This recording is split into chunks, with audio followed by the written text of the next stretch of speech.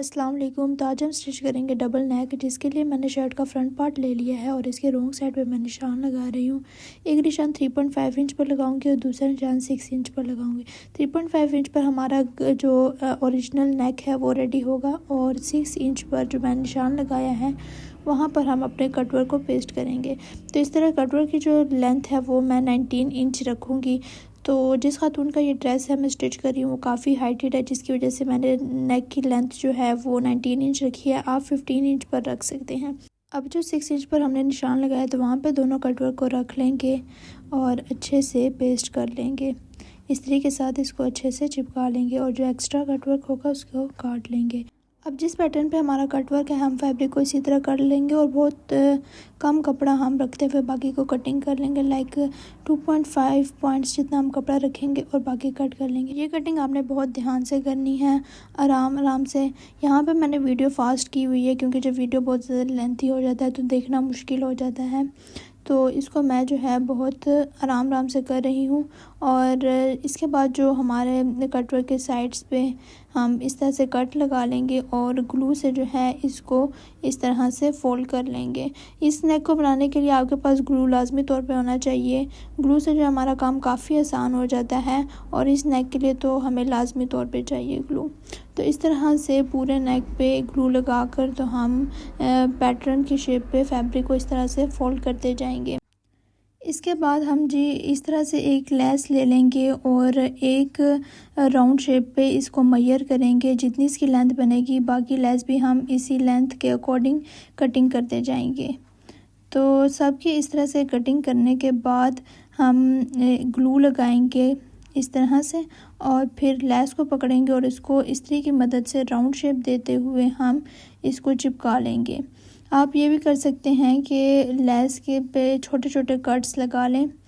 तो कट्स लगाने से ये होगा कि ये बहुत इजीली जो है गुलाई में लग जाएगा।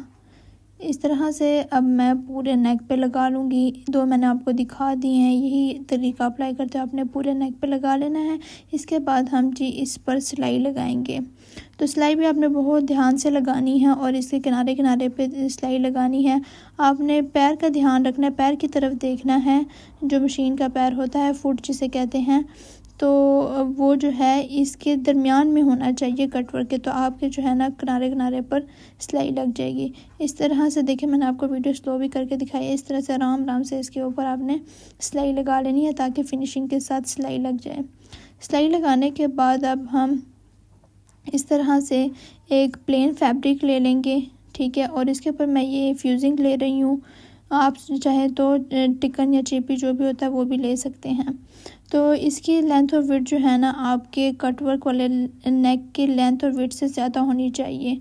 तो साथ में इस तरह से तिल्ले का धागा ले लूँगी और सितारे ले लूँगी। इसके ऊपर सिलाई लगाऊँगी और साथ साथ एक सितारा रखती जाऊँगी। तो इस तरह तिल्ले वाला धागा जो है उसको मैंने ऊपर लगा लिया है और इस तरह से इसके ऊपर सिलाई लगाऊँगी और पीछे से खींचती जाऊँगी। एक एक सितारा रखते जाएंगे और उसके ऊपर सिलाई लगाते जाएंगे। अब ये जो सितारे ना मैं रैंडमली लगा रही हूँ, कोई ख़ास इस तरह से नहीं कि एक के बाद इतने इंच के बाद हमने दूसरा लगाना है, बल्कि रैंडमली इस तरह से लगा रही हूँ और ये लग के काफ़ी खूबसूरत लग रहे थे। अब जो मेरी मशीन थी ना यहाँ पे ये तिल्ले वाले धागे के साथ सही नहीं चल रही थी, जिसकी वजह से ना सिलाई में खिंचाव आ रहा था, हालांकि मैं पीछे से इसको खींच रही थी। तो मशीन्स पे डिपेंड करता है, मशीन अगर अच्छी क्वालिटी की हो तो ये आपकी सिलाइयाँ काफ़ी अच्छी लग सकती हैं। खैर, इसके ऊपर मैंने इस तरह से सारी सिलाइयाँ लगा ली हैं तिल्ले के धागे से। और इसके बाद जो है जो हमारा कटवर्क वाला नेक है इसके ऊपर इसको अच्छे से एडजस्ट कर लेंगे, प्लेस कर लेंगे कि जो हमारा नीचे वाला जिस पे हमने सिलाई लगाई है फैब्रिक है वो ऊपर कटवर्क वाले फैब्रिक के मिड में आए। और जो एक्स्ट्रा हमारे पास है उसको हम कटिंग कर लेंगे एक्स्ट्रा फैब्रिक की। इस तरह से कटिंग कर ली है। तो अब ग्लू की मदद से हम इसको इसके ऊपर प्लेस कर लेंगे।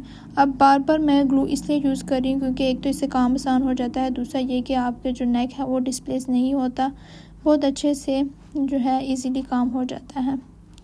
तो लेसेस वगैरह जब हमने नेक पे लगानी होती हैं तो उसके लिए कोशिश करें कि ग्लू एक ले लें, काफ़ी अर्से तक चल जाती है और उसके साथ काम कर लिया करें।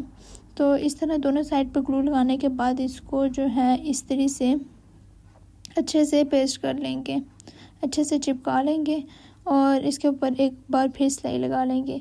अब जी बाकी का काम आसान है। जिस तरह से हम नॉर्मली नेक रेडी करते हैं उस तरह से हम एक नेक रेडी कर लेंगे। इधर मैंने नेक की जो चौड़ाई है वो 3.5 इंच रखी है और लंबाई 5 इंच रखी है। एक स्क्वायर शेप ड्रा कर लेंगे और इसके अंदर जो है गुलाई में इस तरह से निशान लगा लेंगे। निशान लगाने के बाद नेक की चौड़ाई का निशान लगाएंगे और ये देखें ज़रा चुटकियों में हमारी नेक की कटिंग हो गई है। अब जी बाकी का काम आसान है। नेक को इस तरह से शर्ट के ऊपर रखेंगे और सिलाई लगा लेंगे। अब सिलाई लगाने के बाद नेक्स्ट हमारा काम है नेक के ऊपर लेस लगाना। लेस पर हम इस तरह से छोटे छोटे से कट लगा लेंगे। कट लगाने से ये होगा कि नेक पे जो है गुलाई में बहुत आसानी के साथ लेस लग जाएगी। तो नेक के ऊपर ग्लू इस तरह से लगा लिया है और आराम आराम से इस तरह राउंड शेप में रखते हुए हम लेस को लगा लेंगे। ये देखें कितनी आसानी के साथ जो है ना ये गुलाई में लेस लग रही है कट लगाने की वजह से। तो इस तरह से छोटे छोटे कट लगाने के बाद जो है गुलाई में लेस अच्छे से लग जाती है। तो जिस तरह से लेस लग गई इसके ऊपर सिलाई लगा लेंगे और हमारा नेकलाइन जो है वो बनकर तैयार हो गया, जो कि काफ़ी खूबसूरत लग रहा था। और आप लेस लगाने के बजाय आगे फ्रंट पर तो इस तरह से तिल्ले से सिलाई लगाएं और सितारे लगाएं या मोती भी आप लगा सकते हैं, तो थोड़ा सा यूनिक भी बन जाएगा और काफ़ी खूबसूरत भी लगता है। वीडियो अच्छी लगी हो तो लाइक करें और सब्सक्राइब करना मत भूलिएगा।